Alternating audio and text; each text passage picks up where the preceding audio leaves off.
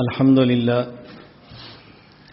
لله نحمده ونستعينه ونستغفره ونؤمن به ونتوكل عليه ونعوذ بالله من شرور أنفسنا ومن سيئات أعمالنا من يهده الله فلا مضل له ومن يضلل فلا هادي له ونشهد أن لا إله إلا الله وحده لا شريك له ونشهد أن سيدنا ومولانا محمدا عبده ورسوله أما بعد فأعوذ بالله من الشيطان الرجيم بسم الله الرحمن الرحيم إن الدين عند الله الإسلام اللهم صل على محمد وعلى آل محمد كما صليت على إبراهيم وعلى آل إبراهيم إنك حميد مجيد اللهم بارك على محمد وعلى آل محمد كما باركت على إبراهيم وعلى آل إبراهيم إنك حميد مجيد۔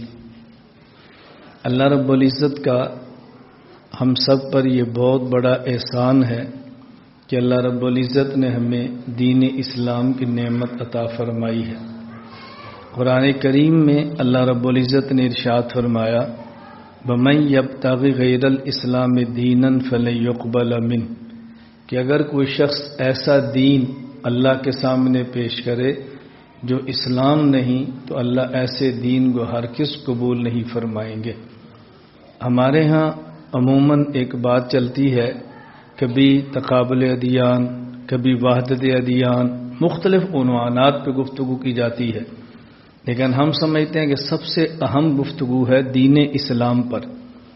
جس دین پر ہمیں فخر ہے، جس دین پر ہمیں اعتماد ہے، اور ہم جس دین کو نجات کا ذریعہ آخرت میں اور کامیابی اور عزت کا ذریعہ دنیا میں سمجھتے ہیں، ہمیں کھل کر اس دین پر بات کرنی چاہیے، خود اس کو سمجھنا چاہیے اور دوسروں کو سمجھانا چاہیے تاکہ ہمیں سمجھ آئے کہ دین اسلام کیا ہے۔ دو باتیں سمجھنا بے حد ضروری ہیں۔ نمبر ایک، دین اسلام کیا ہے؟ نمبر دو، دین اسلام کے تقاضے کیا ہے؟ کبھی الجھن ہوتی ہے کہ آدمی نہیں سمجھتا کہ دین اسلام کیا ہے، اور کبھی الجھن ہوتی ہے کہ دین اسلام سمجھ آئے تو پھر اس کے تقاضے نہیں سمجھ آتے کہ دین اسلام کے تقاضے کیا ہیں۔ پھر آدمی اپنی خواہش، اپنی مرضی اور اپنی ثوابدید پر فیصلے کرتا ہے، جس کا نتیجہ دنیا میں ذلت ہے اور آخرت کے اندر رسوائی اور عذاب ہے، جس سے اللہ تعالی ہم سب کی حفاظت فرمائے۔ ہمیں قرآن کریم میں اللہ رب العزت نے بہترین دعا عطا فرمائی ہے، ربنا آتنا فی الدنیا حسنۃ وفی الآخرۃ حسنۃ وقنا عذاب النار، کہ ہم اللہ سے دعا مانگے کہ یا اللہ ہمیں دنیا بھی اچھی عطا فرما اور ہمیں آخرت بھی اچھی عطا فرما۔ قرآن کریم کی آیت کریمہ جس کا ایک حصہ میں نے تلاوت کیا ہے، ان الدین عند اللہ الاسلام، میں اس کو سمجھانے کی کوشش کرتا ہوں۔ مسلمان ہونے کے لیے سب سے پہلی شرط یہ ہے کہ ہم کلمہ پڑھیں، لا الہ الا اللہ محمد الرسول اللہ صلی اللہ تعالی علیہ وعلی آلہ وصحابہ وبارک وسلم۔ یہ لا الہ الا اللہ کیا ہے، محمد الرسول اللہ کیا ہے، اس کا مطلب کیا ہے اور اس کے تقاضے کیا ہیں؟ یہی بات میں دوسرے عنوان سے عرض کر رہا ہوں کہ دین اسلام کیا ہے اور دین اسلام کے تقاضے کیا ہیں۔ ان الدین عند اللہ الاسلام، دین اللہ کے نزدیک اسلام کا نام ہے۔ دین وہی ہے جس کو اللہ اسلام فرما رہے ہیں۔ یہاں ایک چھوٹی سی بات سمجھیں، چھوٹا سا سوال اور اس کا جواب سمجھیں۔ ہمارے یہاں تو چھوٹا سا ہے، لیکن جس کو سوال اور اس کا جواب سمجھ نہیں آتا ان کے لیے بہت بڑا ہے۔ یہ دین اللہ کے ہاں بھی اسلام ہے اور دین ہمارے ہاں بھی اسلام ہے، تو یہ کیوں فرمایا کہ دین اللہ کے ہاں اسلام ہے؟ ہمارے ہاں بھی دین اسلام ہے، یہ تو نہیں کہ اللہ کے ہاں دین اسلام ہو اور ہمارے ہاں دین اسلام نہ ہو۔ تو یہ کیوں ارشاد فرمایا کہ دین اللہ کے ہاں اسلام ہے؟ اللہ کے ہاں بھی دین اسلام ہے اور ہمارے ہاں بھی دین اسلام ہے. یہ بات کیوں ارشاد فرمائی ہے؟ اس کو سمجھنے کے لیے میں تھوڑی سی گفتگو لمبی کروں گا تاکہ پوری بات آپ کو سمجھ آئے. قرآن کریم میں ہے لا تحسبن الذین قتلوا فی سبیل اللہ امواتا بل احیاء عند ربہم یرزقون. جو شخص اللہ کے راستہ میں قتل کر دیے جائیں ان کے بارے میں یہ خیال نہ کرنا کہ وہ مردہ ہے. بل احیاء عند ربہم، بلکہ وہ زندہ ہیں اپنے اللہ کے پاس. وہ زندہ ہیں اپنے رب کے پاس زندہ ہیں. ہمارا اہل السنت والجماعت احناف دیوبند کا عقیدہ ہے کہ جو شخص اللہ کے راستے میں قتل ہوتا ہے اس کو قتل کے بعد زندگی ملتی ہے، اور یہ دنیا میں قتل ہونے والا جسم یہ زندہ ہے، اور جہاں پر ہے وہیں زندہ ہے. اگر مٹی میں دفن ہو گیا وہیں زندہ ہے، اگر کہ مٹی کے اوپر پڑا ہوا ہے تو وہیں زندہ ہے، اور اگر کسی کی شہادت ایسی ہے کہ وہ جل کے راکھ ہو گیا ہے، ایسی شہادت ہے، وہی راکھ والا جسم زندہ ہے. اگر کوئی دریا میں گر گیا ہے اور وہیں شہید ہو گیا ہے تو جہاں اس کے پانی کے ذرات کے ہیں وہیں زندہ ہے. تو جہاں شہید کا جسم ہے یا جہاں جہاں شہید کے جسم کے ذرے ہیں وہیں زندہ ہے. جو لوگ اس شہید کے جسد کو زندہ نہیں مانتے وہ دلیل کے طور پہ جب ہم یہ آیت پیش کریں تو وہ ہمیں کہتے ہیں کہ تم کہتے ہو کہ شہید زندہ ہے اپنی قبر میں. اللہ فرماتے ہیں زندہ ہے اللہ کے پاس. قبر میں زندہ نہیں، اللہ کے پاس زندہ ہے. اور اللہ کے پاس زندہ ہونے کا معنی یہ ہے کہ وہ علیین میں ہے. علیین کہتے ہیں 7 آسمانوں سے اوپر اور عرش سے نیچے ایک جگہ ہے، اس کا نام علیین ہے. مومنین کی ارواح بھی وہاں ہوتی ہیں اور مومنین کے اعمال نامہ بھی وہیں ہوتا ہے. تو کہتے ہیں کہ زندہ ہے لیکن قبر میں نہیں بلکہ علیین میں زندہ ہے. کیوں؟ اللہ فرما رہے ہیں وہ زندہ ہے لیکن اپنے اللہ کے پاس. تم کہہ رہے ہو قبر میں زندہ ہے. تو قرآن کریم تمہارا ساتھ نہیں دے رہا، قرآن کریم ہمارا ساتھ دے رہا ہے. تم بزرگوں کی باتیں کرتے ہو، ہم اللہ کے قرآن کی بات کرتے ہیں، ہم قرآن کریم کی بات کر رہے ہیں. تو اس سے بندہ الجھن میں پڑ جاتا ہے کہ شاید بات تو ان کی بڑی وزنی ہے. جب مجھ سے ایک آدمی نے یہی سوال کیا کہ تم کہتے ہو قبروں میں زندہ ہیں اور اللہ فرما رہے ہیں کہ اپنے پاس، اللہ کے پاس زندہ ہے لہذا علیین میں ہے. اسی طرح جب ہم کہتے ہیں کہ انبیاء علیہ السلام زندہ ہیں اپنی قبور میں، حضور اکرم صلی اللہ علیہ وسلم زندہ اپنے جسد اطہر کے ساتھ روضہ مبارک میں، تو کہتے ہیں جی تم نے استدلال کیا شہید زندہ ہے تو اللہ کے نبی اس سے بڑھ کے زندہ ہیں، چونکہ شہید کو زندگی نبی کی وجہ سے ملتی ہے. تو جہاں شہید زندہ ہوگا وہیں نبی زندہ ہوگا. جب شہید اللہ کے پاس زندہ ہے تو نبی بھی اللہ کے پاس زندہ ہے. اور اللہ کے پاس یہ قبر نہیں ہے، اللہ کے پاس علیین ہے. اس لیے قرآن کریم ہمارا ساتھ دے رہا ہے. اب دیکھو بندے کو الجھن شروع ہو گئی نا. میں نے ان سے پوچھا کہ جب قرآن یہ کہہ رہا ہے کہ اللہ کے پاس زندہ ہیں لہذا جہاں اللہ ہوگا وہیں زندہ ہوں گے، کہتے جی ہاں. تو میں نے کہا یہ بتائیں کہ اللہ کہاں ہے؟ اللہ کہاں ہے بتاؤ. اب اگر آپ کہتے ہیں جی اللہ عرش پر ہیں تو علیین تو عرش سے نیچے ہے نا، پھر وہ تو عرش کے اوپر زندہ ہوں گے. تو یہ دلیل تمہاری کیسے بنی؟ اگر آپ کا نظریہ ہے جیسے ہمارا عقیدہ ہے اللہ ہر جگہ پر ہے اور ہم کھلے عام کہتے ہیں، بلا جھجک کہتے ہیں، بلا خوف کہتے ہیں. میں بارہا یہ باتیں سمجھاتا ہوں.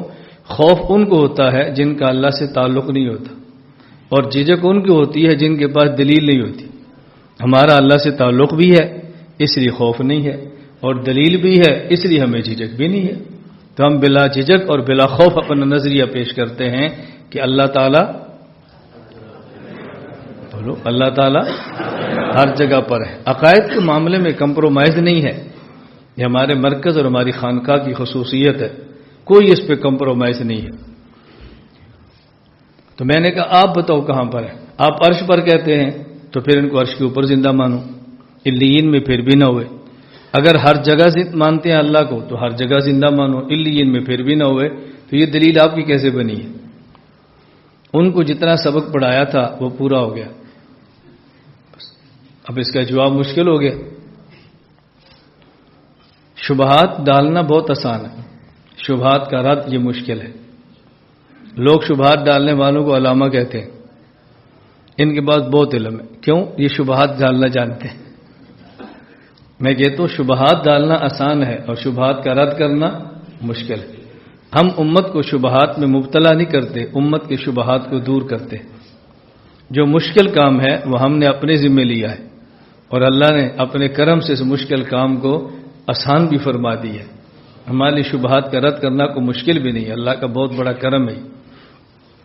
تو ان کے پاس تو جواب نہ بنا، آپ اس کو سمجھو، یہ عند ربہم، اللہ کے پاس زندہ ہے۔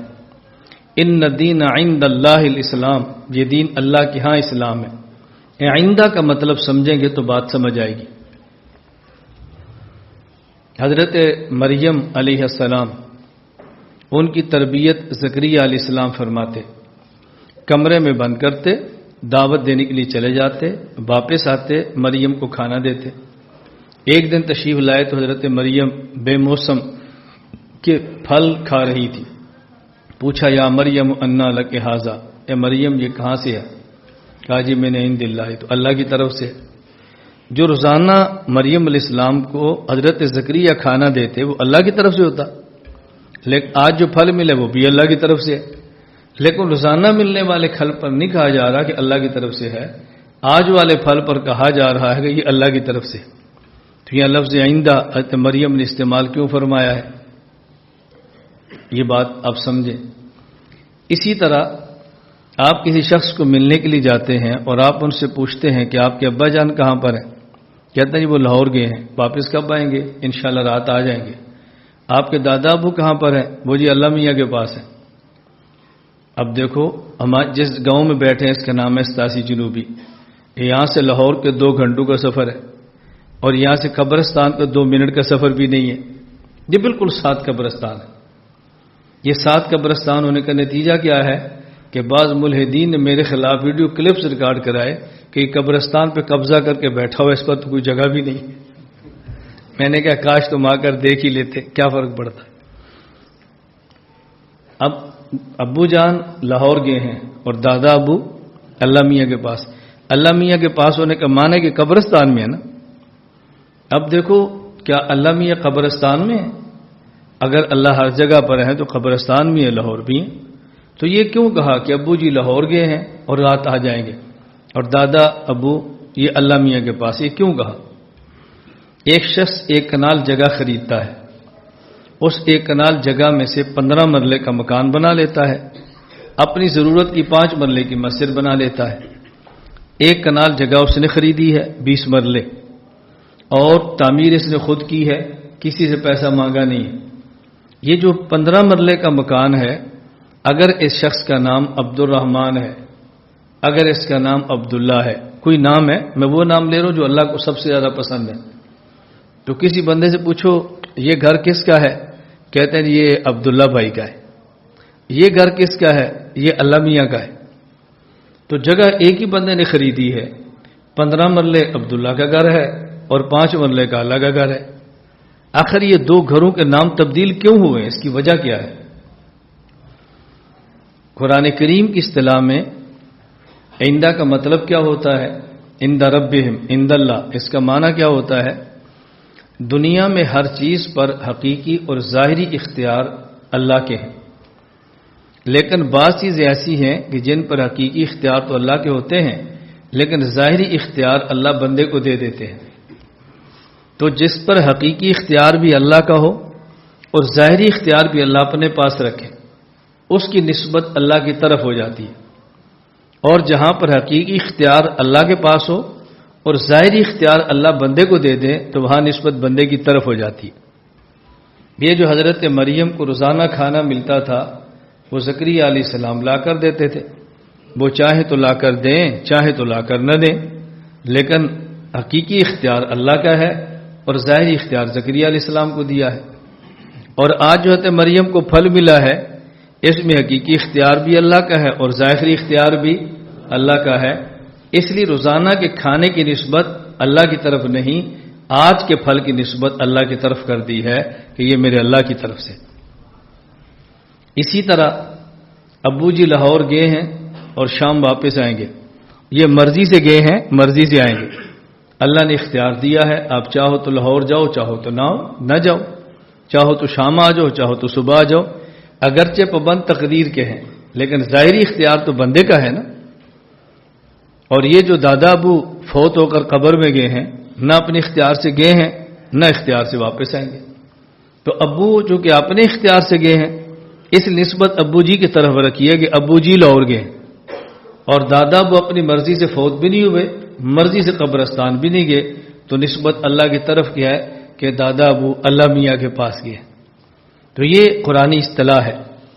ایک آدمی نے ایک کنال جگہ خریدی ہے، 15 مرلے کا مکان بنایا اپنے لیے، 5 مرلے کا مکان بنایا اللہ کی عبادت کے لیے. یہ 15 مرلے کا مکان بیچنا چاہے تو بیچ سکتا ہے، ہدیہ چاہ کرنا چاہے تو کر سکتا ہے، یہاں سے کسی اور جگہ منتقل مکان کرنا چاہے تو کر سکتا ہے. لیکن 5 مرلے کی جگہ جو وقف کر کے اللہ کے لیے بنا دی ہے، اب نہ اس کو بیچ سکتا ہے نہ اس کو کسی اور جگہ منتقل کر سکتا ہے. تو چونکہ 15 مرلے کے مکان پر یہ عبداللہ بھائی کے اختیارات تھے، نسبت ان کی طرف ہے کہ یہ گھر عبداللہ صاحب کا ہے، اور 5 مرلے پر ان کے ظاہری اختیار ختم ہو گئے، اس لیے نسبت اللہ کی طرف ہے کہ یہ گھر اللہ کا ہے. تو یہ قرآنی اصطلاح ہے. حضرت خلیفہ ہارون الرشید نے ایک بار اپنی بیگم سے کسی معاملے پر غصے میں آ کر یہ کہہ دیا کہ اگر آج کا سورج غروب ہونے سے پہلے تو میری سلطنت سے باہر نہ نکلی تو تجھے 3 طلاق. غصے میں بات کہہ دی، غصہ ٹھنڈا ہوا تو خود بھی پریشان، عالیہ بھی پریشان. کیونکہ یہ وقت وہ تھا کہ جب بادشاہ بھی سمجھتا تھا کہ 3 طلاق دے تو 3 ہی ہوتی ہے. بادشاہ بھی سمجھتا تھا 3 طلاق دے تو 3 ہی ہوتی ہے. ایک وقت وہ تھا کہ چور بھی سمجھتے تھے 3 طلاق دو تو 3 ہوتی ہے. بادشاہ بھی سمجھتا تھا، چور بھی سمجھتے تھے. کیونکہ ہمارے معاشرے میں سب سے زیادہ عزت والا بادشاہ ہوتا ہے اور سب سے زیادہ ذلت والا چور اور ڈاکو ہوتا ہے. معزز ترین بھی سمجھتے تھے کہ 3 طلاق دو تو 3 ہوتی ہے، اور گندے سے گندا بھی سمجھتا تھا کہ 3 طلاق دو تو 3 ہوتی ہے. یہ جو نیا ایک سلسلہ شروع ہوا ہے نا کہ 3 طلاق دو 1 ہوتی ہے، ان کو کس کھاتے میں رکھیں ہماری سمجھ سے باہر ہے. ان کو کن میں رکھیں، کس فہرست کے اندر شامل کریں. حضرت امام اعظم ابو حنیفہ رحمہ اللہ کے دور میں لوگوں نے کسی گھر چوری کی، چوری نہ کہ ڈکیتی کے. تو مالک مکان اٹھ گیا، اس نے پہچان لیا، ان کے چہرے پر نقاب تو اترا ہوگا، پہچان لیا. تو انہیں سمجھا کہ صبح بتائے گا. انہوں نے اس کو طلاق دے دی. صبح ہمارا کسی کو تو نے نام لیا تو تیری بیوی کو 3 طلاق قسم اٹھا. اس نے قسم اٹھا دی، میں کسی کو بتاؤں فلاں نے چوری کیا تو میری گھر والی کو 3 طلاق. یہ حضرت امام اعظم ابو حنیفہ رحمہ اللہ کے پاس صبح مالک مکان گیا کہ رات کچھ لوگوں نے چوری کی ہے اور میں چوروں کو پہچانتا ہوں، تو آپ میرے ساتھ کیا تعاون کر سکتے ہیں؟ فرمایا بتاؤ کون ہے، ہم پکڑوا دیتے ہیں. انہوں نے کہا جی میں بتا تو سکتا نہیں چونکہ میں 3 طلاق کی قسم اٹھا چکا ہوں. تو امام صاحب نے فرمایا یہ مسئلہ بھی ہم حل کر لیں گے. اس لیے لوگ امام صاحب سے بہت ڈرتے ہیں کہ یہ چوروں کو پکڑ لیتے ہیں. حضرت امام حنیفہ چوروں کو پکڑتے ہیں تو لوگ ان سے بہت ڈرتے ہیں. حضرت امام اعظم ابو حنیفہ رحمۃ اللہ علیہ آج کی زبان میں جو اس دور کا ایس ایچ او تھا اس کو بلایا کہ اب یہ مسئلہ ہے. تو ترتیب یہ اختیار کی کہ محلے کے جو نوجوان لڑکے ہیں ان کو ایک جگہ پہ جمع کر لیں اور مالک مکان کی جگہ پہ دروازے پر کھڑا کر دیں. ایک ایک بندہ آئے گا، پوچھیں کہ چوری اس نے کی ہے؟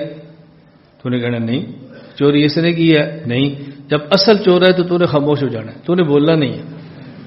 ایسے ہی ہوا، کچھ لوگ گزرتے گئے، وہ انکار کرتا رہا، اصل چور ہے تو خاموش ہو گیا، اور میں اس کو پکڑ لوں. اب دیکھو ایک وقت وہ تھا کہ چور بھی سمجھتے تھے کہ 3 طلاق دو تو 3 ہوتی ہے، بادشاہ بھی سمجھتے تھے 3 طلاق دو تو 3 ہوتی. یہ آج کے دور میں عجیب ڈھکوسلا چلا ہے، بھئی ان کے گھر اجڑنے سے بچاؤ، ان کے گھر اجڑنے سے بچاؤ، گھر اجڑنے سے بچاؤ. گھر اجڑ رہے ہیں، ہم کیسے بچا سکتے ہیں بتاؤ؟ ایک بندہ خود اپنی بیوی کو الگ کر دے، ہم کیسے بچائیں؟ اب ہم زنا کو نکاح کا نام دے کر تو گھروں کو نہیں بچا سکتے نا، ہمارے اختیار میں تو نہیں ہے. یہ ذہن میں رکھنا میں باتیں کیوں عرض کر رہا ہوں. بادشاہ نے کہہ دیا، اب دونوں پریشان ہو گئے. حضرت قاضی امام ابو یوسف رحمہ اللہ کے ہاں بادشاہ کی بیگم نے پیغام بھیجا کہ یہ مسئلہ ہے، تو حل تجویز فرمائے. فرمایا مسئلہ اہم ہے، بیٹی خود آؤ. بے شک بادشاہ کی بیوی تھی لیکن آنا تھا، اس کی مجبوری تھی. حضرت امام ابو یوسف رحمہ اللہ نے کسی کو کہہ کر تو اس مسجد کے اندر ایک چھوٹی سی جگہ بنوا دی کہ جب وہ آئیں تو ان کو یہاں ٹھہراؤ. وہ آ گئی مغرب کی اذان سے کچھ دیر پہلے. کہا جی ان کو بلاؤ. فرمایا میں ابھی آتا ہوں، تھوڑی انتظار کرو. اذان ہو گئی، امام ابو یوسف تشریف لائے اور پردے سے پوچھا کیا مسئلہ ہے. وہ رونے لگی. کہا رو مت، مسئلہ بتاؤ. کہا جی اب تو فائدے کوئی نہیں مسئلہ بتانے کا. فرمایا بتاؤ کیا مسئلہ ہے. اس نے بتایا کہ میرے شوہر نے کہا سورج کے غروب ہونے سے پہلے میری سلطنت کی حدود سے نکل جاؤ وگرنہ تمہیں 3 طلاق. سورج غروب ہو گیا، میں حدود سلطنت سے نہیں نکلی، اب میں کیا کر سکتی ہوں؟ رو گی نہیں تو کیا کروں گی؟ حضرت قاضی ابو یوسف فرمان لگے کہ تم گھر جاؤ، تمہیں 3 طلاق نہیں، 2 نہیں، تمہیں 1 بھی نہیں ہوئی. بہت تعجب ہوا، کیوں نہیں ہوئی؟ فرمایا تمہارے شوہر نے کہا تھا کہ سورج کے غروب ہونے سے پہلے ہماری سلطنت کی حدود سے نکل جاؤ. بادشاہوں کی سلطنت کی حدود مسجد کے باہر ہوتی ہے، مسجد یہ بادشاہوں کی حدود سلطنت میں نہیں ہوتی. اس پر بادشاہ کا کوئی اختیار نہیں، خالص اس پر اللہ کا اختیار چلتا ہے. جاؤ گھر، کوئی طلاق نہیں ہوئی. تو میں یہ عرض کر رہا تھا عند ربہم کا معنی یہ ہوتا ہے. اب جب ہم کہتے ہیں کہ جو لوگ اللہ کے راستے میں قتل ہو گئے، مردہ خیال مت کرو بلکہ وہ زندہ ہیں اللہ کے پاس. یہ حیات اللہ کے پاس ہے. اس کا مطلب کیا ہے؟ توجہ اس طرف رکھیں. اس کا مطلب کیا ہے؟ دنیا میں انسان زندہ ہوتا ہے اور اس کی حیات میں ظاہری طور پر انسان کے اختیار کو دخل ہوتا ہے. کوئی آدمی زہر کھا لے تو مر جائے گا. اب زہر کھایا تو مر گیا. اگرچہ تاثیر اللہ نے زہر میں موت کی رکھی ہے لیکن اختیار تو انسان کا ہے نا. کوئی کسی کو قتل کرے تو قاتل کو سزائے موت دے دو. اگر بندے کا اختیار نہ ہوتا تو قاتل کو سزائے موت کیوں ہوتی؟ زہر کھا کے مرنا اگر بندے کا اختیار نہ ہوتا تو اس خودکشی کو حرام کیوں کہتے؟ اس لیے کہا جا رہا نا کہ اس کے اندر بندے کو اختیار کا دخل ہے. اگر بندے کے اختیار کو کوئی دخل نہ ہو تو خودکشی کرنا حرام نہ ہو اور قتل کرنا گناہ نہ ہو. اس کا معنی کہ زندہ رہنے میں بندے کے اختیار کو کچھ دخل ہے. بندہ کھانا چھوڑ دے کتنے دن جیے گا؟ سانس لینا چھوڑ دے کتنی دیر زندہ رہے گا؟ پانی پینا چھوڑ دے کتنی دیر زندہ رہے گا؟ بالآخر مر جائے گا.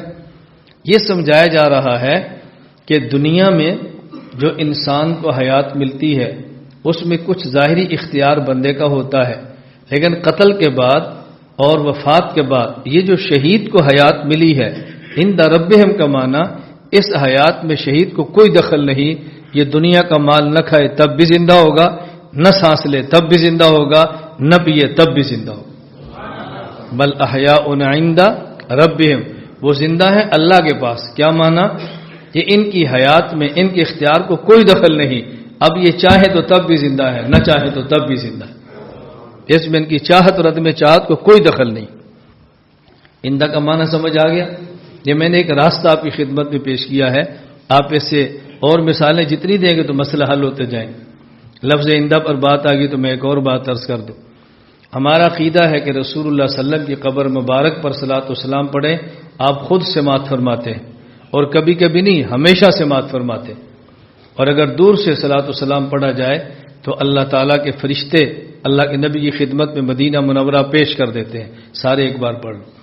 اللہم صلی علی محمد وعلی آل محمد کما صلیت علی ابراہیم وعلی آل ابراہیم انک حمید مجید. اللہم بارک علی محمد وعلی آل محمد کما بارکت علی ابراہیم وعلی آل ابراہیم انک حمید مجید. بتاؤ حضور کتنے خوش ہوئے ہوں گے؟ اللہ کی قسم دنیا میں حضور کی خوشی مل جائے اور کیا چاہیے؟ اللہ کے نبی ہم سے راضی ہو جائے اور کیا چاہیے؟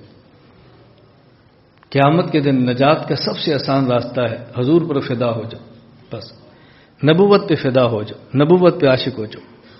کمیاں کوتاہی اعمال میں رہ جاتی ہیں لیکن محبت اور عشق عجیب چیز ہے جو محبوبیت کو ڈال دیتی ہے انسان کے قلب اور دماغ میں، اور نجات کے راستے آسان ہو جاتے ہیں.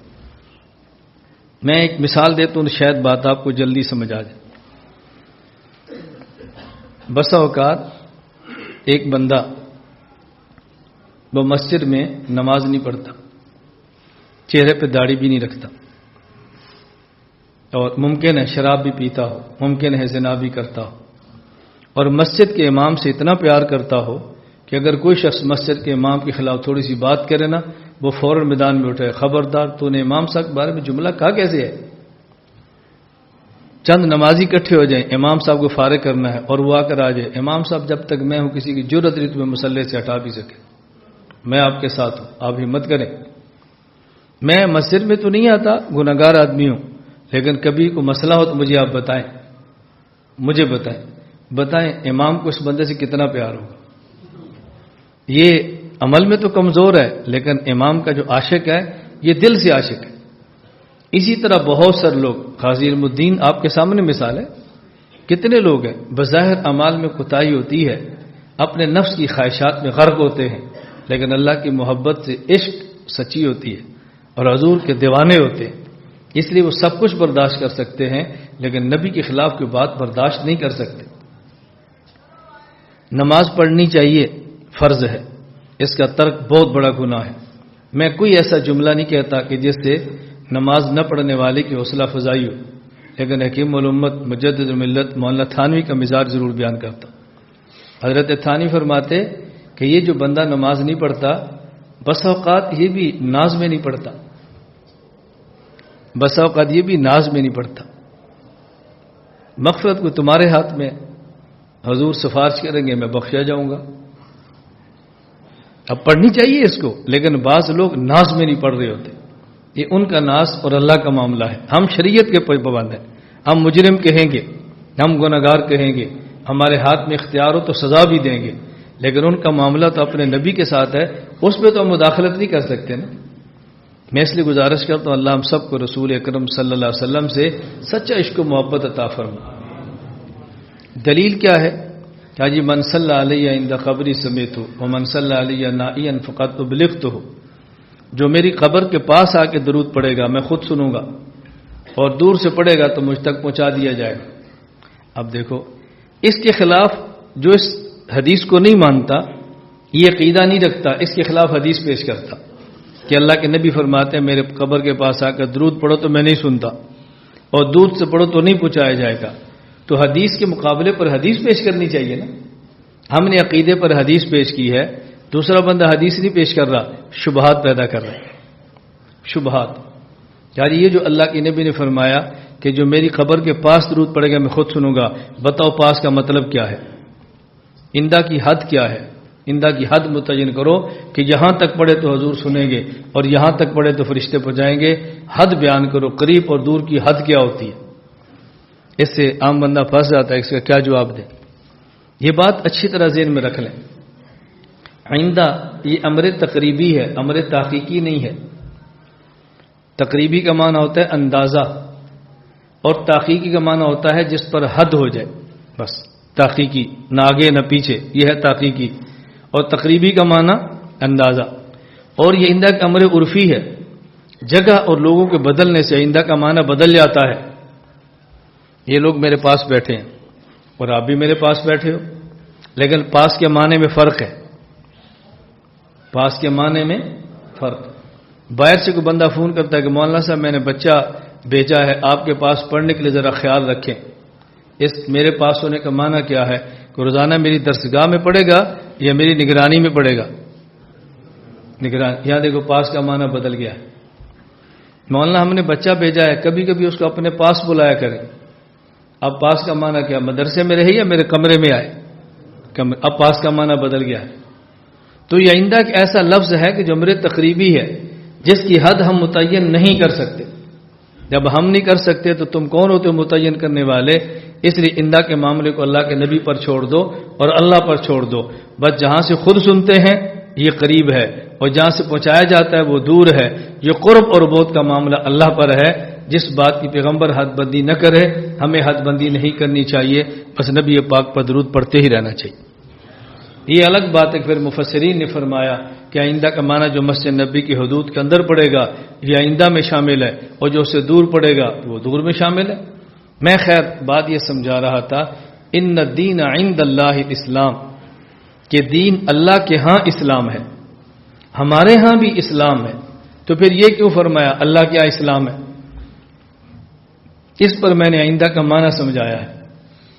ان الدین عند اللہ اسلام، اس کا مطلب یہ ہے کہ دین اللہ کے ہاں اسلام، یعنی دین ایک ایسی چیز ہے کہ جس میں تبدیلی کرنا بندے کے اختیار میں نہیں ہے، جس میں رد و بدل کرنا انسانی اختیار میں نہیں ہے۔ مشرکین مکہ نے رسول اکرم صلی اللہ علیہ وسلم سے گزارش کی تھی کہ آپ ہم سے کمپرومائز کریں، ائتنا بقرآن غیر ھذا او بدل، حضور اس قرآن کی جگہ پر کوئی اور قرآن لائیں یا کچھ اس میں تبدیلی کر دیں، ہم آپ کے ساتھ ہیں۔ تو حضور پاک نے کیا جواب دیا؟ ما یکون لی ان ابدلہ من تلقاء نفسی ان اتبع الا ما، فرمایا میرے بس میں تبدیلی کرنا نہیں ہے، میں وحی کا پابند ہوں، میں وحی کا پابند ہوں، میں تبدیل نہیں کر سکتا۔ یہ کمپرومائز کی باتیں آج کے نہیں ہیں، کمپرومائز کی باتیں 1500 سال پہلے سے چل رہی ہے۔ نہ ہمارے پیغمبر نے کمپرومائز کیا ہے، نہ ہم نبی کا وائرس کمپرومائز کر سکتے، یہ ہمارے اختیار میں نہیں ہے۔ یہ ہمیشہ ذہن نشین فرما لیں، ہمارے اختیار میں نہیں کہ دینی معاملات میں اور عقائد میں کمپرومائز کریں۔ کچھ گنجائش نکالو، میں اور آپ کون ہوتے ہیں گنجائش نکالنے والے؟ یہ بات اچھی طرح ذہن نشین فرما لیں۔ بس اوقات بعض بندے ہمیں سمجھاتے ہیں دل بڑا کرو، سینہ بڑا کرو، اللہ کی جنت بہت بڑی ہے، اس میں صرف ہم نے نہیں جانا اوروں نے بھی جانا ہے۔ میں آپ سے ایک بات پوچھتا ہوں، جنت میں جانے والا سب سے آخری شخص جو ہوگا اس کو اللہ دنیا سے 10 گنا بڑی جنت دیں گے۔ سب سے آخری جنتی اس کو دنیا سے 10 گنا بڑی جنت دیں گے۔ اس میں کتنے لوگ رہیں گے جی؟ اتنی بڑی جنت اور ایک بندہ، یار 2-4 تو اندر جانے دو نا، کوئی جا سکتا ہے؟ جنتی سب سے آخری جنت میں جانے والا، اس کو دنیا سے 10 گنا بڑی جنت ملے گی، لیکن اس میں جائے گا ایک ہی، وہ ایک کے لیے ہے۔ جنت کے بہت بڑے ہونے کا معنی یہ نہیں ہے اس میں ہر کوئی داخل ہو جائے، اس میں وہی داخل ہوگا جس پر ان الدین عند اللہ اسلام کی مہر ہوگی، اور کوئی نہیں جا سکتا، اور کوئی نہیں جا سکتا۔ جب تک اس حد تک ہمیں اپنے دین پر اعتماد نہیں ہوگا، یہ اسلام کیسا ہے؟ یہ کیسا اسلام ہے؟ یہ کیسی جنت ہے؟ نہیں ہو سکتا۔ وہ ہمارے ہاں پھر آج کچھ چیزیں چل پڑتی ہیں کہ جی یہ معتدل ہے، یہ متشدد ہے، متشدد سے دور رہنا چاہیے، معتدل کو برداشت کرنا چاہیے۔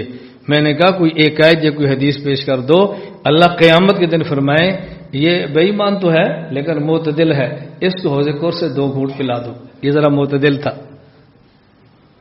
یہ بے ایمان تو ہے لیکن ذرا معتدل ہے، بہت سخت گرمی ہے، اس کو تھوڑی دیر میرے عرش کے نیچے لے آؤ۔ یہ متشدد نہیں، معتدل تھا، بکواس تو کرتا تھا، گالیاں تو دیتا تھا، یہ دین کا دشمن تو تھا لیکن تھا معتدل، لہذا اس کو تھوڑی دیر کے لیے جنت بھیج دو، آرام کر لے، کچھ پسینہ خشک ہو جائے پھر اس کو نکال دیں گے۔ ایسا نہیں ہوگا، وہاں اعلان ہوگا وامتازوا اليوم ایھا المجرمون، الگ ہو جاؤ، الگ کر دو ان کو۔ دنیا میں نے نبی بھیجے، میں نے علماء بھیجے، نبی ذبح ہوتے رہے، علماء مشقتیں مصیبتیں برداشت کرتے رہے تمہیں دین سمجھانے کے لیے، تم ان کے مقابلے میں سینہ تان کے کھڑے رہے، الگ کر دو ان کو۔ آج ایک جگہ پر نہیں اکٹھے ہو سکتے۔ دنیا دارالامتحان ہے، دارالعمل ہے، دارالجزا نہیں ہے۔ یہاں ہو سکتا ہے دین کے دشمن کو ظاہری دولت مل جائے، ہو سکتا ہے دین مٹانے والے کو کچھ وقت لیے ظاہری عزت مل جائے، لیکن یقین کریں خدا کی قسم ان کے پاس خدا نے عزت نہیں رکھی۔ اللہ نے اپنے صحابہ کو بات سمجھائی، ایبتغون عندهم العزہ فإن العزة للہ جمیعا۔ نفاق اور کفر کے پاس عزت نہیں ہے، عزت چاہتے ہو تو صرف اللہ کے پاس ہے۔ ان العزت للہ جمیعا، عزت صرف اللہ کے پاس ہے۔ میں نے اس لیے گزارش کی ہے ہم سے تعلق رکھنے والے یہ فیصلہ کریں کہ ہم دین کے معاملے پر کمپرومائز نہیں کر سکتے۔ عقائد کے معاملے پر کمپرومائز نہیں کر سکتے. عقیدہ وہی ہے جو اللہ رب العزت نے بیان فرما دیا. ان الدین عند اللہ الاسلام، دین وہی ہے جو اللہ کے یہاں اسلام ہے. وہ جی گھر اجڑ رہے ہیں تو ہم کیسے آباد کر سکتے ہیں؟ گنجائش نکالو، ہم کیسے نکال سکتے ہیں؟ ہماری اوقات کیا ہے؟ ہماری اوقات کیا ہے کہ ہم اللہ کے دین میں ہم گنجائش نکالیں؟ کوئی بندے کی اوقات بھی تو ہوتی ہے نا. ہماری اوقات نہیں ہے کہ ہم گنجائش نکال سکیں. جہاں اللہ کا رسول گنجائش دے گا وہاں نکلے گی، جہاں اللہ کا رسول گنجائش نہیں دے گا ہم نہیں نکال سکتے. کتنا معروف واقعہ ہے. حضرت خولہ رضی اللہ تعالی عنہ، آپ کے شوہر نے فرما دیا کہ تو میرے اوپر میری ماں کی طرح ہے. اس کو زہار کہتے ہیں. ابھی تک حکم زہار نہیں آیا تھا. پرانا طریقہ یہ تھا کہ جب کوئی بندہ طلاق دے تو رجوع ہو سکتا تھا، لیکن کوئی بیوی کو ماں کی طرح کہہ دے اس کے رجوع کی کوئی صورت نہیں ہوتی تھی. بس خولہ حضور کے پاس آ گئی، یا رسول اللہ گنجائش. میرے بس میں نہیں ہے، تو اپنے شوہر پر حرام ہو گئی ہے. حضور میری عمر دیکھے، میرے بچے ہیں، میں کہاں جاؤں گی؟ نہ کوئی مجھے نکاح ملے گا، نہ مجھے کوئی قبول کرے گا. میں نے زندگی اس کے ساتھ گزاری. گنجائش میں خولہ میرے بس میں نہیں، میں نہیں گنجائش نکال سکتا. قرآن کی آیت اتری، قرآن کریم کی آیت اتری کہ اللہ نے اس خولہ کی بات سنی ہے اور حکم زہار آ گیا ہے. اللہ کے نبی نے تو گنجائش نہیں دی نا. میرے بس میں گنجائش نہیں ہے. اللہ حکم دے تو اللہ مالک ہے. اب وہی کے دروازے بند ہو گئے، ہم کسی کے لیے کوئی گنجائش نہیں نکال سکتے. اس لیے اپنی گھر والی کو طلاق دیتے وقت لاکھ مرتبہ سوچو اس کا انجام کیا ہوگا. غصے میں 3 طلاقیں دے کر مت دوڑو کہ جی ہمارے لیے کچھ گنجائش نکالو، کچھ گنجائش نکالو، ورنہ وہاں جائیں گے. تم نے جہاں جانا ہے جاؤ، یہ تمہارا مسئلہ ہے، ہمارا مسئلہ نہیں ہے. جب ہم سمجھائیں تو تمہیں شرم نہیں آتی، اور جب دے دیں تو پھر دوڑتے پھرتے ہیں. ان الدین عند اللہ الاسلام، اللہ نے فرمایا کہ دین وہی ہے جو اللہ کے ہاں اسلام ہے. اس دین اسلام کے اظہار کا طریقہ اپنی زبان سے کہیں لا الہ الا اللہ محمد الرسول اللہ صلی اللہ تعالی علیہ وآلہ آلہ وصحابہ وبارک وسلم. اس کو سمجھیں، اس کا مطلب کیا ہے. اس کا معنی یہ ہے ہم اس بات کو تسلیم کرتے ہیں کہ ہمارے خالق اللہ ہے. اللہ خالق بھی ہے، اللہ مالک بھی ہے. ایک ہے لفظ خلق، ایک ہے لفظ ایجاد. عدم سے وجود میں لانے کا نام خلق ہے. توجہ رکھنا، عدم سے وجود میں لانے کا نام خلق ہے، اور مخلوق کو نیا ڈیزائن دینے کا نام ایجاد ہے. یہ گلاس ہے، یہ جس ریت سے بنا ہے وہ اللہ نے پیدا کی ہے، لیکن اس ریت کو جو نئی شکل دی ہے یہ انسان نے دی ہے. تو یہ کہیں گے کہ اس کا خالق تو اللہ ہے، لیکن اس کی موجد فلاں کمپنی ہے، فلاں انجینئر ہے، فلاں فیکٹری ہے. خلق اور ہے، ایجاد اور ہے. انزلنا الحدید، لوہا پیدا اللہ نے فرمایا ہے، لیکن یہ گھڑی کی جو شکل ہے یہ انسان نے بنائی ہے. تخلیق، خلق اور چیز ہے، ایجاد اور چیز ہے. خالق ایک چیز کا ہمیشہ مالک ہوتا ہے اور اس کو اس میں تصرفات کا پورا اختیار ہوتا ہے، اور موجد ایک وقت تک اختیار ہوتا ہے. جب چیز فروخت کر دے، کوئی اور مالک بن جائے تو اس کے تصرفات، اختیارات ختم ہو جاتے ہیں. بڑی اہم بات میں کہہ رہا ہوں، اس کو سمجھنا. ہمارے یہاں سرگودا میں مالٹا بہت ہے، تو آپ نے ہمیشہ یہی سنا ہوگا اور یہی کہا ہوگا کنو پیدا اللہ کرتے ہیں. اور جب کنو کا جوس بنتا ہے تو کوئی بھی نہیں کہتا جوس کو پیدا اللہ کرتے ہیں، کہتے ہیں جوس فلاں کمپنی بناتی ہے. ایسے ہی ہوتا ہے. کپاس کو پیدا اللہ کرتے ہیں اور یہ کپڑا فلاں فیکٹری بناتی ہے. کیونکہ کپاس عدم سے وجود میں آ رہی ہے، نسبت اللہ کی طرف ہے. اور جب کپاس بن جائے تو نیا ڈیزائن انسان دے رہا ہوتا ہے، ایجاد اس کی طرف ہوتی ہے. فیکٹری تب تک مالک ہے جب اس کی ملک میں ہے. ملک سے نکل کے فروخت کر دیا، اب آگے خریدنے والا جانے اور اس کا کام جانے. تو ہمارے خالق اللہ ہے اور ہمارے مالک، توجہ رکھنا، انسان، جن، ملائکہ، ان کے بارے میں کبھی آپ نہیں سنیں گے کہ ان کا موجد بھی کوئی ہے. کبھی نہیں سنیں گے. اس کا موجد انسان، یہ سنگ مرمر کا موجد انسان، کپڑے کا موجد، گھڑی کا موجد، لاؤڈ سپیکر کا موجد انسان کا موجد کوئی بھی نہیں. کیوں؟ اللہ انسان کو عدم سے وجود میں جب لاتے ہیں نا، اور انسان موجود ہو جاتا ہے، پیدا ہو جاتا ہے مخلوق، پھر اس انسان کا نیا ڈیزائن دینا یہ دنیا کے بس میں نہیں ہے. اس کی آنکھیں آگے ہیں پیچھے کر دو، پاؤں اوپر سے نیچے کر دو، دو انسان جوڑ کے تیسرا بنا دو، نہیں ہے. توجہ سے بات سمجھنا. یہ میں کیوں بات سمجھا رہا ہوں؟ دیکھو کنوں کا مالک اللہ ہے، لیکن جب اس کی نئی شکل آ گئی، اب وہ فیکٹری نے جوس بنا دیا، اب وہ موجد ہیں، اب مالک وہ بن گئے ہیں نا، ظاہری اختیار اللہ ان کو دیتے ہیں. تو جس چیز کا خالق اللہ ہو اور اس کا پھر موجد انسان ہو تو اس کے حقیقی اختیار اللہ کے پاس ہوتے ہیں اور ظاہری اختیار اللہ موجد کو دیتے ہیں. اور جس کا دنیا میں کوئی موجد نہ ہو اس پر حقیقی اختیار بھی اللہ کے ہوتے ہیں اور ظاہری اختیارات بھی اللہ اپنے پاس رکھتے ہیں. اس کا مطلب کیا ہے؟ ایک ہے حکم شرعی، ایک ہے حکم تکوینی. ایک ہے معاملات تکوین کا، ایک ہے معاملہ شریعت کا. یہ جو شرعی معاملات ہیں، اللہ رب العزت نے فرمایا کہ تم نے یہ پڑھنا ہے، تم نے یہ نہیں پڑھنا، یہ کھانا ہے، یہ نہیں کھانا. ایک وہ چیز ہے جس سے انسان کو نقصان اور نفع ہو، اس میں اللہ بندے کو اختیار دیتے ہیں. لیکن یہ جائز ہے اور یہ ناجائز ہے، اس میں اختیار اللہ بندے کو نہیں دیتے. کیا کھانا ہے اور کیا پینا ہے، اس کا تعلق دنیا کے ساتھ ہے. توجہ رکھنا. اچھا کھائیں گے تو اچھی صحت، بیکار کھائیں گے تو بیکار صحت، مفید صحت کھائیں گے تو صحت کو فائدہ، مضر صحت کھائیں گے تو صحت کو نقصان. اس کا تعلق دنیا سے، آخرت سے نہیں ہے.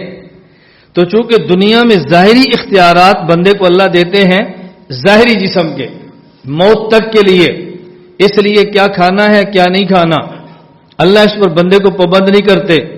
لیکن جن چیزوں کے کھانے اور نہ کھانے کا تعلق آخرت کے ساتھ ہو کہ یہ کھاؤ گے تو فائدہ اور یہ کھاؤ گے تو نقصان، اللہ بندے کے حوالے نہیں کرتے. وہ اللہ اختیار اپنے پاس رکھتے ہیں. اس میں بندہ بدلنا بھی چاہے تو اس کو نہیں بدل سکتا کہ جس کو اللہ حرام کہہ دے اس کو بندہ حلال کہہ دے، اور جس کو اللہ حلال فرما دے اس کو بندہ حرام کہہ دے. یہ بندے کے اختیار میں نہیں ہے. تو دین اسلام کی ظاہری صورت، آدمی کلمہ پڑھے لا الہ الا اللہ، اس کا معنی یہ ہے کہ یا اللہ ہمارے خالق آپ ہیں، ہمارے مالک بھی آپ ہیں، اور آپ کے اختیارات ہمارے اوپر ہیں. ہم آپ کے اختیارات کو مانتے ہیں. ہماری جو چیز آپ نے پیدا کی ہے، ایک ہے انسان، ایک ہے انسان کی اعضاء. انسان پورے کا خالق اور مالک بھی اللہ ہے.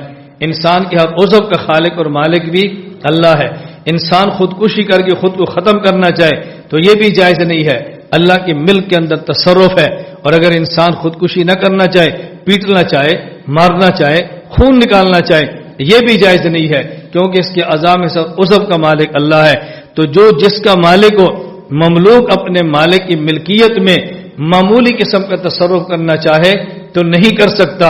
نہ ہم خودکشی کر کے مکمل جسم کو تباہ کر سکتے ہیں، اور نہ کوئی اور ظلم کر کے اپنے عضو کو ختم کر سکتے ہیں. ہمارے اللہ پورے جسم کے مالک بھی ہیں اور جسم کے ہر عضو کے مالک بھی ہیں. ہمارے ذمہ ہے کہ سر کے بال سے لے کر پاؤں کے ناخن تک پورے جسم کو اللہ کے حوالے کر دیں. اسی کا نام دین اسلام ہے. اسی کا نام دین اسلام ہے. اور اللہ کیا چاہتے ہیں کہ بندہ یہ کام کیسے کرے کیسے کرے کیسے کرے، یہ ہمیں پتہ نہیں چل سکتا جب تک اللہ اور ہمارے درمیان کو واسطہ نہ ہو. اس واسطے کا نام ہے رسول. ہم پھر دوسرا جملہ بولتے ہیں محمد الرسول اللہ، محمد الرسول اللہ. نمبر 1 لا الہ الا اللہ، نمبر 2 محمد الرسول اللہ. اس کا معنی یہ ہے کہ دین اسلام ان 2 جزوں کا نام ہے. نمبر 1 لا الہ الا اللہ، جس میں ہم اعتراف کرتے ہیں ہمارا خالق اور مالک اللہ ہے، ہم اس کے ہر حکم کو مانیں گے، اگر غلطی ہوگی تو توبہ کریں گے. اور پھر ہم کہتے ہیں محمد رسول اللہ. اس کا معنی یہ ہے ہم اللہ کے حکم پر عمل کریں گے لیکن اپنی مرضی سے نہیں کریں گے، ایسے کریں گے جیسے اللہ کے نمائندے رسول اللہ صلی اللہ علیہ وسلم نے ہمیں کر کے دکھایا ہے. نہ اس میں کمی کر سکتے ہیں نہ اس میں اضافہ کر سکتے ہیں. کمی کریں گے تو ملحد بن جائیں گے، اضافے کریں گے تو بدعتی بن جائیں گے، اور اضافے اور کمی نہیں کریں گے تو پھر پکے مسلمان بن جائیں گے. اس لیے ہم نہ کمی کر سکتے ہیں نہ اضافہ کر سکتے ہیں، کیونکہ اس کا نام اسلام ہے. ان الدین عند اللہ الاسلام، دین اللہ کے ہاں اسلام ہے. جس کا معنی سمجھ آ گیا.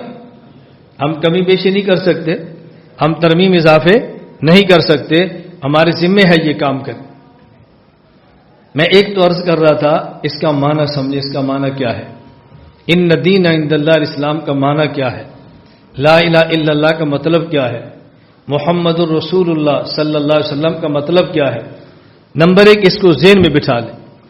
یہ جو ہمارے ہاں مراکز، دینی ادارے اور خانقاہیں جیسے آپ تشریف لائے ہیں، ان خانقاہوں کا کام ہے کہ یہ بات امت کو سمجھائیں، دلائل کے ساتھ سمجھائیں، فضائل کے ساتھ متوجہ کریں. میرے دو لفظوں پہ غور کرنا، دلائل سے بات کو سمجھائیں اور فضائل سے بات ان کو متوجہ کریں. فضائل سے بات سمجھائی نہیں جاتی، فضائل سے توجہ دلائی جاتی ہے، اور دلائل سے بات سمجھائی جاتی ہے. اس لیے ہم دلائل پر زیادہ زور دیتے ہیں کہ بات سمجھ آئے، بات سمجھ آئے. جب بات سمجھ آ جائے، شرح صدر ہو جائے، عمل کرنا بہت آسان ہوتا ہے. اور جب بات سمجھ نہ ہو، آدمی ہلکی سی کسی ٹینشن کا شکار رہے تو اس کے لیے عمل کرنا مشکل ہوتا ہے. عمل کر تو لیتا ہے لیکن الجھنیں رہتی ہیں، عمل کرنے میں دقت پیش آتی ہے. ہمارے ذمے ہے کہ جیسے دین ملا ہے ویسے دین سمجھائیں، جیسے دین ملا ہے ویسے دین امت تک پہنچائیں.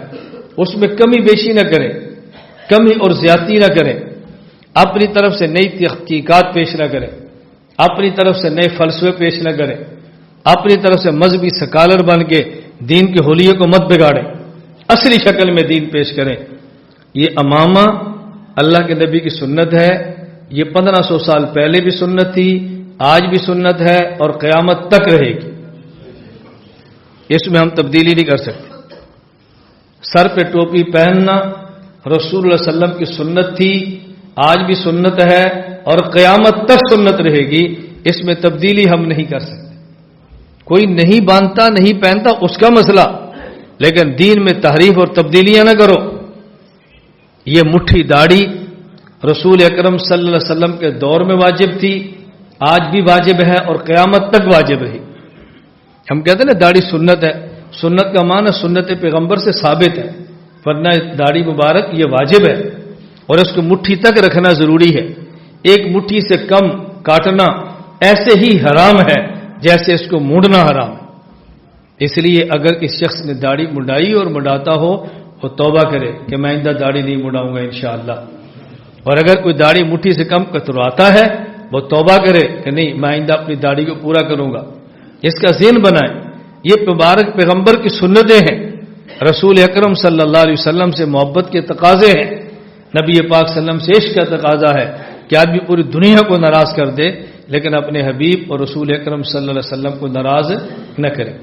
یہ جو کچھ وقت کے لیے آپ کو سال بعد بلایا جاتا ہے، اس بلانے کا بنیادی مقصد یہ ہوتا ہے کہ دلائل کے ساتھ دین اسلام کو سمجھائیں، فضائل کے ساتھ متوجہ فرمائیں اور ترغیب اور ترہیب کے ساتھ ایک مزاج بنائیں کہ ہم اپنا مزاج شریعت والا بنائیں اور اپنا ذہن بنا لیں کہ سکھ ہو یا دکھ ہو، خوشی ہو یا غمی ہو، بس دولت ہو یا تنگ دستی ہو، مقیم ہو یا مسافر، امیر ہو یا غریب ہو، آزاد ہو یا قیدی ہو، مالک ہو یا غلام ہو، عالم ہو یا جاہل ہو، جیسا شخص بھی ہو ہم نے شریعت پہ عمل کرنا ہے انشاءاللہ. شریعت سے کوئی بندہ مستثنا نہیں ہے. تو یہ 24 گھنٹے کا جو اجتماع ہے، کچھ گھنٹے 2-4 زائد ہوں گے، تو اس اجتماع کا مطلب یہ ہے کہ ہم اس کا اہتمام کریں کہ ہم جو بات کہیں اور جو بات سنیں، کہنے والا بھی عمل کی نیت سے کہے اور سننے والا بھی عمل کی نیت سے سنے. جو بات علم میں آتی رہے اس پر عمل کا ذہن بناتے رہے، جو بات علم میں آتی رہے اس کا ذہن بناتے رہیں، جو بات ذہن میں آتی رہے اس پر عمل کی نیت فرماتے رہیں. میں اب آخر میں صرف 1-2 باتیں اجتماع کے حوالے سے کرتا ہوں، باقی انشاءاللہ نشست پر مغرب کے بعد ہوگی، اس کی ترتیب بن جائے گی. میں نے رات بھی آنے والے حضرات سے گزارش کی تھی کہ یہاں آنے والے حضرات 3 باتوں کا بہت زیادہ اہتمام فرمائیں۔ نمبر 1، اپنے وقت کو ضائع نہ کریں۔ ابھی عصر سے لے کر مغرب تک کا وقت ہوگا، اس کا معنی یہ نہیں ہے کہ سڑکوں پر گھومیں۔